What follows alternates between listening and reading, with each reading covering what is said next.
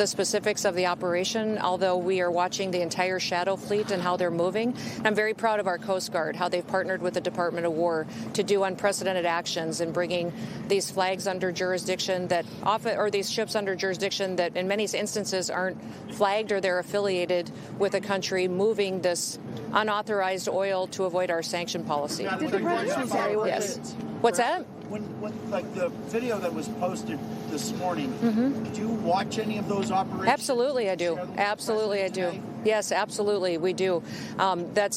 We haven't slept a lot lately between the Coast Guard operations, what they're doing in partnership with the Department of War in dealing with the shadow fleet, what we're also doing a target and doing an operation. There may be individuals surrounding that criminal that we may be asking who they are and why they're there and having them validate their identity.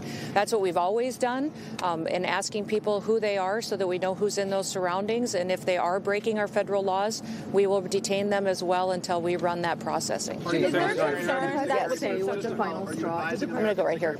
Do you think that there needs to be an Insurrection Act invoked? Oh, I think that the president has that opportunity in the future. It's his constitutional right, and it's up to him if he wants to utilize it. Do you think he's likely to do it? I don't know. But if he does do it, will it lead to more deadly killings in Minnesota if the Insurrection Act is invoked? If anything doesn't change with Governor Walz, I don't anticipate that the streets will get any safer or more peaceful. Governor Walz and his leadership team need to come to us and find out how we can work together like we have in many other states. We didn't see this kind of reaction in Louisiana when we ran our operations, exactly how we are running them in Minneapolis. But we had a very different response because we had leaders that were working with us. If you saw our operations in Florida, extremely successful. In Minneapolis so far, we brought hundreds of criminals off the streets that were dangerous to society and dangerous to that community. We would wish that Governor Walz could take an example from the governor of Louisiana, the governor of Florida, and work with us to do the right thing for his people. Your officers are dealing with more and more protesters. Do you think they need more de-escalation training, though, given some of the scenarios we have seen? You know, the officers that we have out there are very highly trained and skilled, specific for the operations that they're doing. They're utilizing the most gifted individuals on these operations to go out and to do enforcement, because many times if they're going after murderers, they're going after professionals and gangs and terrorists that are here in our country illegally. And I'll remind you, the only reason we're in this situation is because the Biden administration allowed 20 million people to come into this country unvetted. My every day is spent thinking about the known terrorists that are in this country that I just haven't found yet. The suspected terrorists, the criminals, the murderers, the pedophiles that are out there on the streets that we need to find and get off the streets because Joe Biden opened up our borders and allowed that invasion to happen.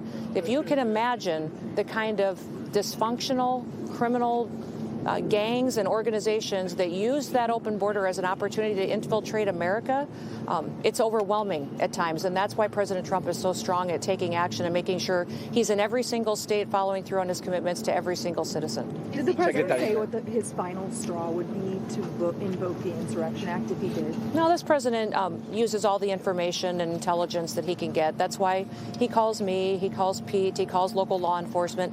He talks to those individuals and agents as well that are involved that he knows well.